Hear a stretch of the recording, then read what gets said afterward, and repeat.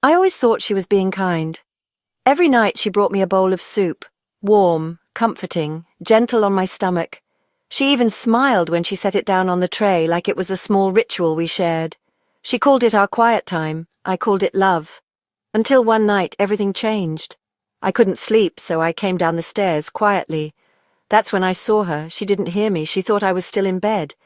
I watched her in the kitchen, standing over the stove with my bowl in front of her. She took out a small bottle from her pocket. I didn't recognize the label, but I saw what she did next. She poured out 3 white pills into her palm, crushed them slowly with the back of a spoon, then mixed the powder into the broth like it was sugar. She tasted the soup, just a small sip, and smiled. I felt the blood drain from my face. I backed away quietly, heart pounding, mind racing. My daughter-in-law was poisoning me. Slowly, deliberately. She thought I was fragile, that I wouldn't notice, that I'd keep eating until I stopped waking up. But she didn't know me. I've buried a husband, survived 2 cancers, and built a life from scraps. She picked the wrong victim. I'm Margaret, and here's how it all went down. My name is Margaret Turner. I'm 68 years old. Retired nurse, widow of 20 years, and mother to 1 son, Daniel.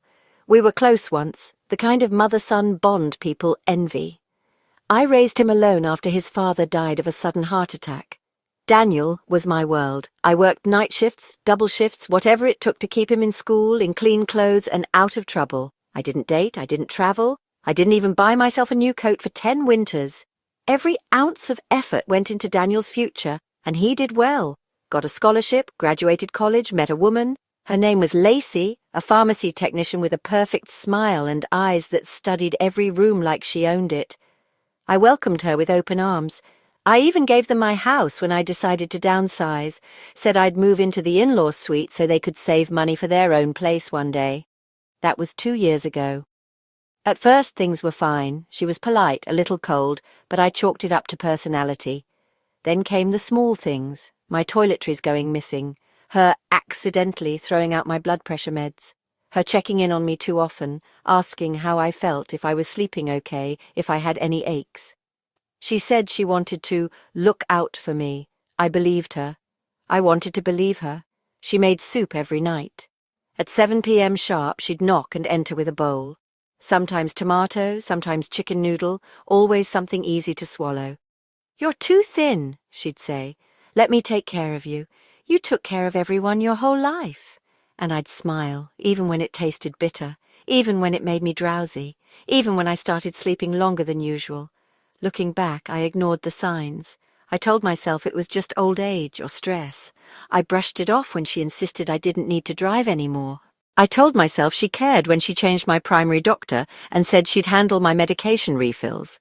When Daniel got promoted and started traveling more, I saw less of him and more of her. She became the gatekeeper of my life, bit by bit. And I let her. I was tired, grateful even, until that night. The night I saw her crushing pills into my food. Everything before that suddenly made sense. The fatigue, the brain fog, the way she'd glance at me when I stumbled on my words. She wasn't caring for me. She was preparing me for something final. But what she didn't know was this. I didn't spend 40 years saving lives just to let someone quietly erase mine. I didn't survive loss, pain, and heartbreak to be taken down by a woman in my own kitchen. She underestimated the wrong woman. That night, I didn't confront her. I played along. And I started planning. The night I saw her do it, it was barely a glimpse. I'd gone to the kitchen to get my reading glasses I'd left behind earlier that day. The lights were off, but the hallway gave me just enough visibility to see Lacey standing at the kitchen counter, back turned, focused. She didn't hear me. She didn't see me. She was leaning over the soup bowl like she was adding seasoning, but her hands were too careful, too mechanical. Then I heard the unmistakable sound, a soft crack followed by grinding, pill crushing. I froze. She didn't turn around. She tapped the spoon against the edge of the bowl, smoothed the surface like a baker smoothing icing, then carried it toward the in-law suite. I tiptoed back, slipped into my room, got under the covers and waited. A minute later, she knocked, same as always. "Soup, Margaret," she chirped. Her voice was always too cheerful. That night I pretended to be half asleep. She set the bowl on the nightstand and left. I waited until I heard her footsteps go back up the stairs, then I dumped the soup into the bathroom sink. My hands were shaking. I stared at the thick liquid circling the drain. For a moment, I almost convinced myself I was overreacting. Maybe it was a crushed vitamin. Maybe I was paranoid. But my gut, my nurse's instinct, knew better. This wasn't care. This was a setup. I sat on the edge of my bed for hours that night, replaying everything. The accidental loss of my meds, the switched prescriptions, the moments of confusion I'd blamed on age. She'd been preparing me, softening me. And Daniel, did he know? No, he couldn't, or maybe he didn't want to know. He'd been distant lately, always busy, always tired. When I tried to mention the weird fatigue, he brushed it off. "You're pushing 70, Mom. That's what aging feels like." Was it? Or had she told him to expect that? Maybe she was feeding him the narrative she needed, that I was getting old, that I wasn't safe alone, that one day soon I'd just drift in my sleep. What better story for a grieving son? I decided I needed proof. I started watching her closely. I left decoy pills in the medicine cabinet to see if they'd disappear. They did. I began saving untouched soup in mason jars, hiding them in the back of the freezer. I bought a small audio recorder and hid it in a fake book on my shelf. Every night when she came in, I kept my eyes half closed but ears wide open. I took notes. I tracked patterns. Sometimes she'd ask weird questions. "You ever feel dizzy after eating, or if something happened to you, who do you want us to call first?" I'd smile, play dumb. "Probably my lawyer," I said once, just to watch her blink. Her expression didn't change, but her eyes did. For a second, I saw something flicker annoyance. Fear? I started leaving small clues that I was still sharp. I rearranged the kitchen drawers when she was out. I began walking daily in the neighborhood just to show the neighbors I was active. I even visited my old colleague at the clinic, had her run full labs and tox screens. I told her I had a suspicion about something in my food. She didn't ask much, just ran the tests. 2 days later, the results were in. Traces of sedatives, non-prescribed, cumulative build-up. The kind that wouldn't kill you quickly, the kind that would make you drowsy, forgetful, slow. It was real. I wasn't paranoid. I was being slowly erased. My next step was clear. I needed more than suspicion. I needed a plan. I spent the next week pretending everything was fine. I smiled when she brought the soup. I complimented her seasoning. I let her think I was slipping further. I even faked a small stumble in the hallway to reinforce the illusion. "You okay, Margaret?" she asked, voice dripping concern. I nodded, held my back like it ached. "Just getting old," I muttered. She smiled, satisfied. Meanwhile, I was collecting evidence. I recorded every visit. I documented every meal she brought, every shift in her tone. I made copies of the toxicology report and hid them in 3 separate places. I called my lawyer, told him to update my will and send me a sealed copy. I told him I wanted to make a video statement, just in case. He didn't ask why. Maybe he didn't need to. I reached out to my friend Carla, who used to be a nurse like me, but now worked in elder rights advocacy. I told her I suspected abuse and needed to talk off the record.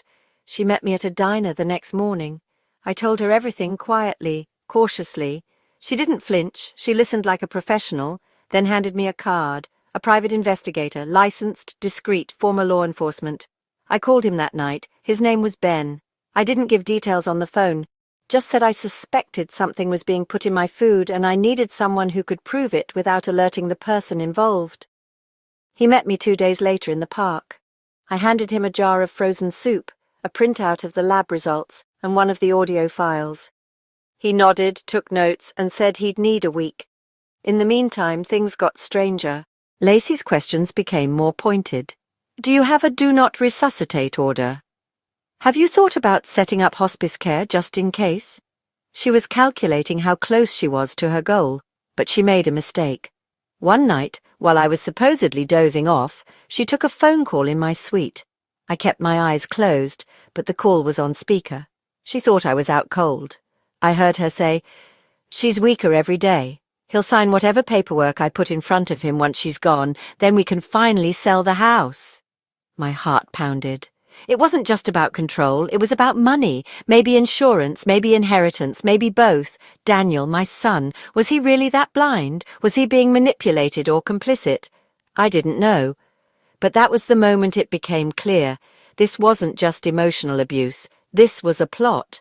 The next morning, I asked Daniel to come home early from his trip. I told him I wasn't feeling well, that I had a bad fall and needed to see him.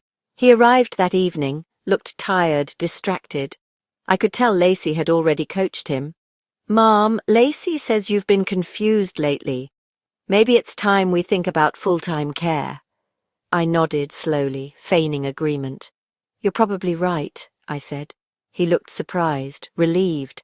"I even updated my will," I added. "Want to see it?" He hesitated. "Why?"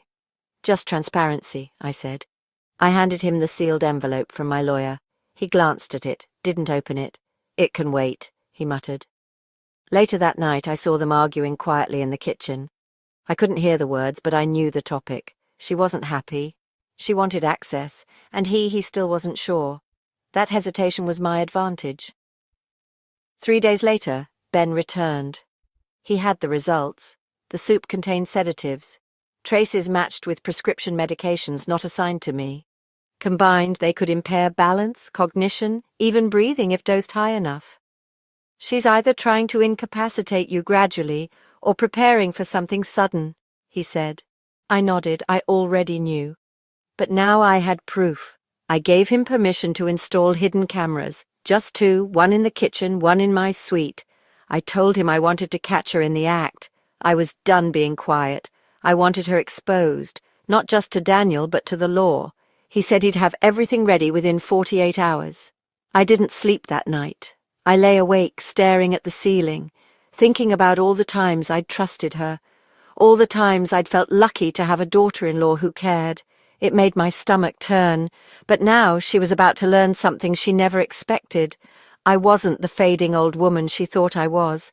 I had spent my whole life in emergencies, making decisions under pressure, saving lives with seconds to spare.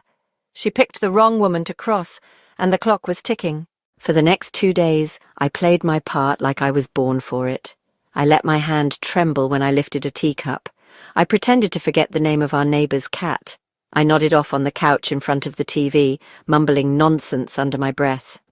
Lacey watched it all, smug and pleased, like a hunter fattening her prey before the kill.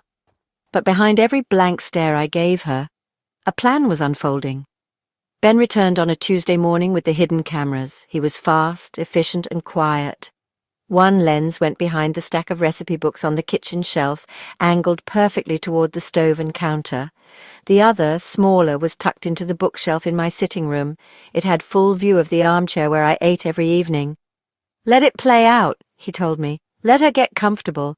The more she does, the stronger our case." I nodded. I didn't want to wait. But I knew he was right, so I kept playing the fragile, fading matriarch. I asked Lacey for help putting on my shoes. I winced and rubbed my temples when she came in. She took the bait, doubling down. On Thursday, she brought tomato bisque, a little too salty. I watched as she leaned over the pot, her back to the camera, and carefully poured something from a small brown bottle into my bowl before stirring slowly. I didn't flinch. I just smiled and said, "Smells delicious." She handed me the spoon like a loving daughter. I pretended to take a sip and then paused. "Would you mind getting me a napkin from the kitchen?" She left, and I slipped the soup into a sealed jar beneath the armchair. When she returned, I thanked her and took another pretend sip. Later that night, I handed the jar to Ben. He took it without a word. The next day, he had what we needed, confirmation of the same sedatives as before. Now we had video, audio, and physical evidence. "Ready to go to the police?" he asked. I shook my head. "Not yet." He looked at me surprised. "Why not?" I leaned forward, voice steady. "Because I don't just want her charged, I want her exposed. I want Daniel to see her for who she really is. I want her caught so cleanly she can't talk her way out of it." He nodded slowly. "All right then, one last push." That night, I invited both of them to dinner. I told Lacey I wanted to celebrate making peace with aging. "Maybe it's time I stop pretending I'm strong," I said softly. "Maybe I'll let go a little." She was practically glowing. "That's so brave, Margaret. You're doing the right thing." Daniel just looked tired. I could see the cracks in him now, the uncertainty. He was still blind, but he wasn't deaf. The shift in tone, the moments of hesitation he'd started noticing too, so I set the stage. I made my favorite casserole, the one Daniel loved. I added extra cheese, just like he liked it. I placed my plate in front of the armchair and waited. Sure enough, Lacey brought a small bowl of soup for me, cream of mushroom this time. She hovered as I picked up the spoon. I paused, looked up at her, smiled sweetly. "Could you get me that photo album? The one with Daniel's baby pictures? It's in the linen closet, top shelf." Her expression tightened just a little. She didn't want to leave. "Now?" she asked. I nodded. "Just a few minutes. I've been thinking about those memories a lot lately." As she left, and I swapped the bowl for an empty one, identical in size, kept warm under a towel. When she returned, I was finishing the last spoonful. "Delicious," I said, "just like always." Her eyes sparkled. "I'll make it again tomorrow." I smiled. "I'd like that." The trap was set. The next morning, Ben and I walked into the precinct. We handed over the footage, the lab reports, the audio files. I signed an official affidavit. The officer reviewing the case looked stunned. "You understand how serious this is?" he asked. "She's been poisoning you." I nodded. "I'm a nurse. I know exactly what she's doing. I also know how close she is to making it fatal." He leaned back, jaw tight. "We'll move fast." And they did. Within 24 hours they had a warrant. Ben advised me to stay home but have someone else there, so I called Carla. She arrived with coffee and a small bag of groceries. Just two old friends chatting on the porch. When the unmarked car pulled up, Lacey was in the kitchen, humming to herself. I heard the knock. Calm, measured. "Police, open up." I didn't move. I didn't have to. Carla opened the door. "She's in the back," she said. Lacey's voice turned sharp. "What's going on?" she asked, stepping into view. And then she saw the badge, the handcuffs. Her face drained white. "There's been a mistake," she started, but the officer cut her off. "Ma'am, you're under arrest for attempted poisoning, elder abuse, and fraud.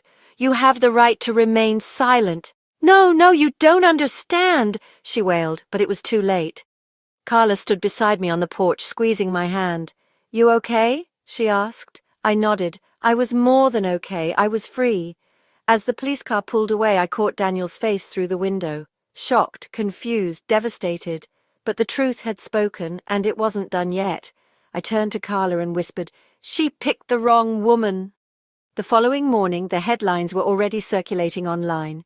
"Local woman arrested for poisoning elderly mother-in-law" was plastered across regional news sites. I didn't need to refresh the page. My phone buzzed non-stop with calls I had no intention of answering. I let it ring as I watched the wind stir the curtains in the living room, but the person I was waiting to hear from finally appeared at 9:42 a.m. Daniel's number flashed across the screen. I let it ring twice before picking up. His voice cracked. "Mum, what the hell is going on?" I didn't respond immediately. I wanted him to feel the silence, to notice it wasn't the kind of silence I used to give the kind born from fatigue or surrender. This one was cold, deliberate. "You tell me, Daniel," I said finally, "because I think you've known something was wrong for a while. You just didn't want to face it." He exhaled hard. "I didn't know it was this. I didn't know she was hurting you. I thought you were just getting old, slipping." "That's exactly what she wanted you to think," I said, keeping my tone even, "and you let her."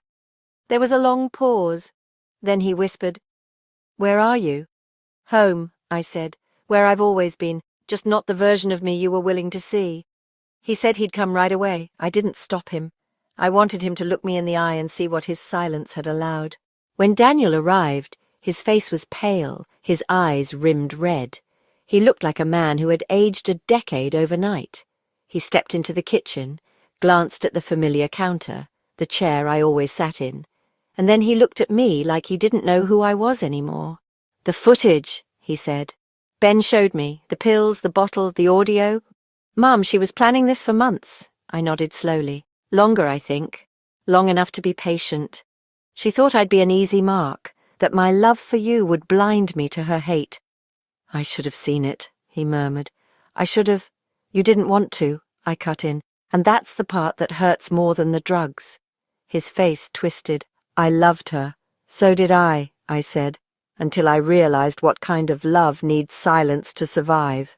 He sat down heavily, hands clasped. What now? That's not my question to answer, I replied. You're the one who has to live with what you ignored. The rest of the day passed quietly.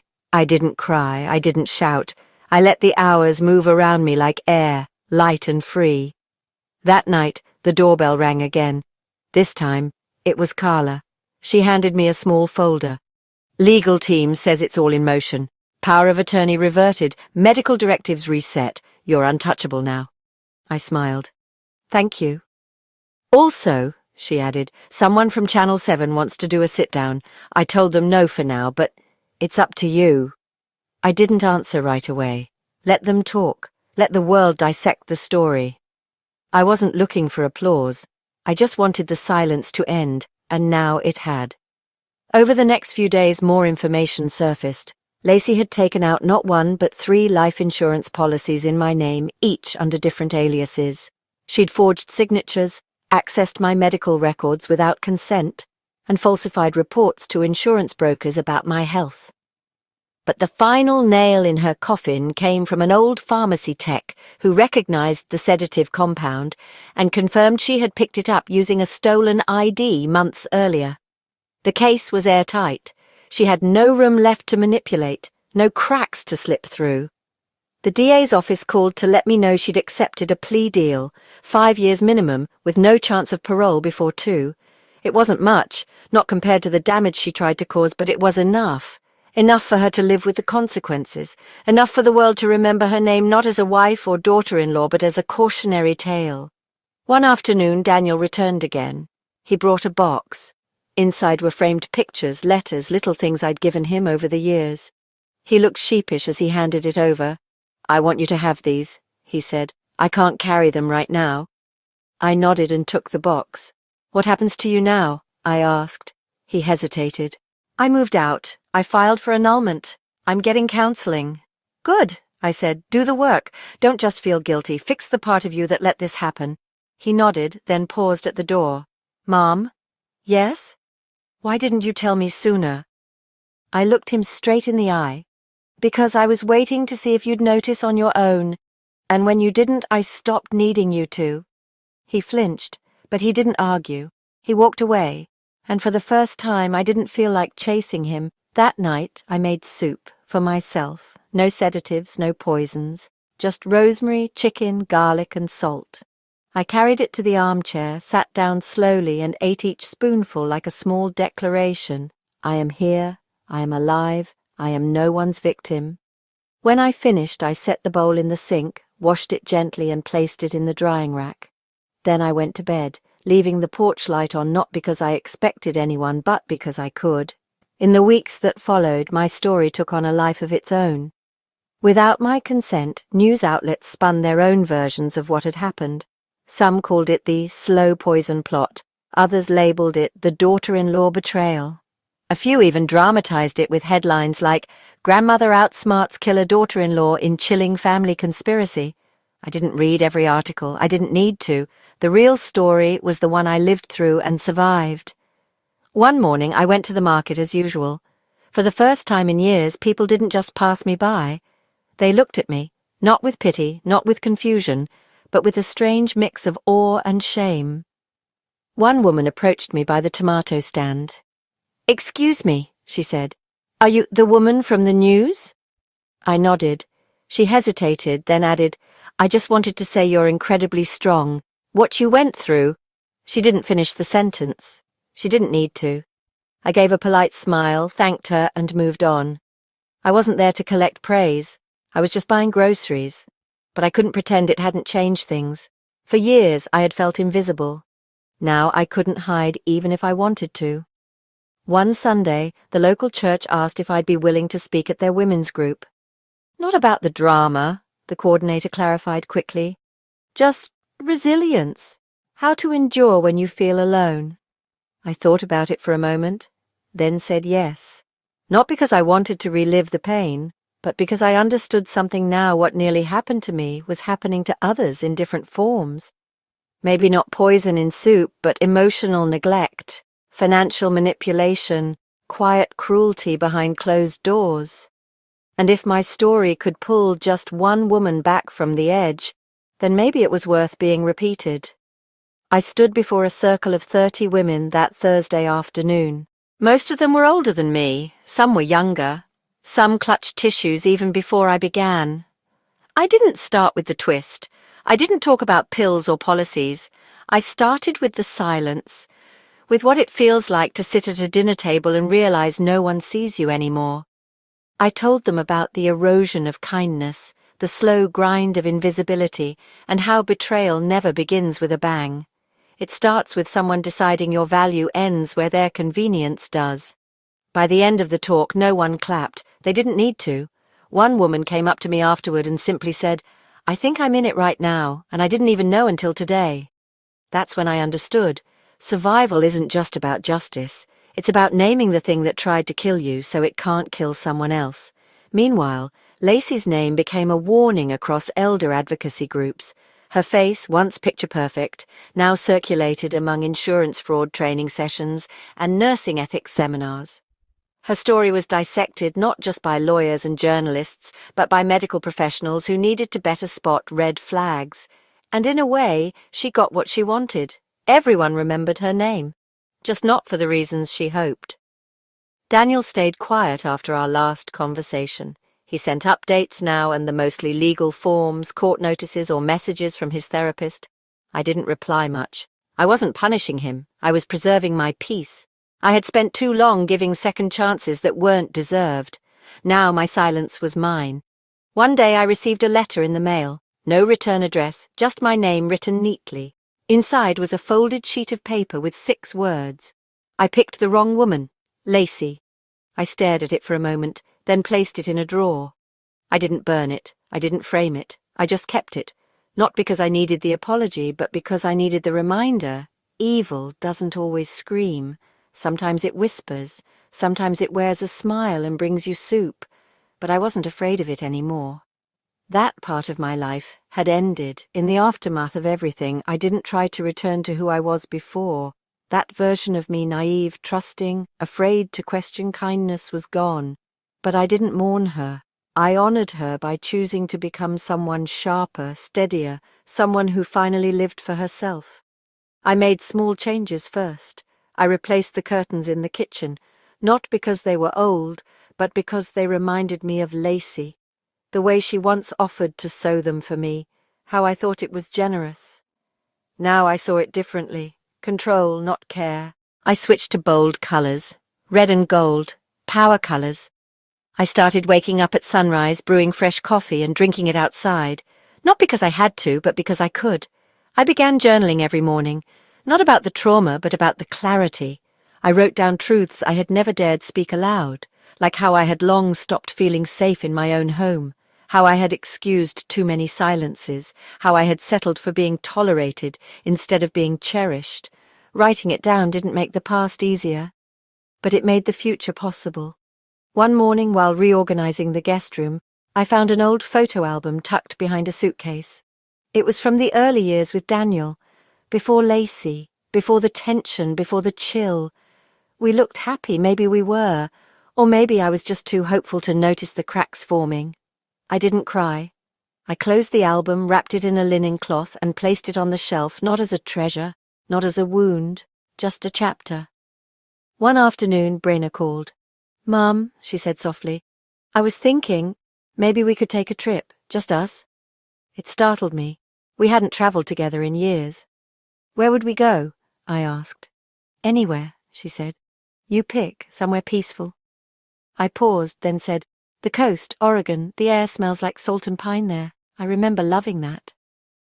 2 weeks later, we stood together at the edge of a cliff, wind in our hair, the Pacific crashing below. For the first time in what felt like decades, I felt unburdened. We sat on a bench overlooking the sea, sipping hot cider from a thermos. "I'm proud of you," she said suddenly. I looked at her. "For what?" "For surviving, for choosing not to disappear." I smiled. That was never the plan, but thank you for seeing me. That night I wrote in my journal, "Freedom is quiet, it doesn't shout, it simply feels like peace." When we returned home, I planted lavender by the mailbox. I filled the house with fresh eucalyptus and sunlight. I invited neighbours for tea, not to explain what had happened, but to fill the space with warmth again. One of them, a retired schoolteacher named Agnes, brought her sketchbook. "You should try drawing," she said. "It helps the heart find shape again." So I did. I began sketching every afternoon.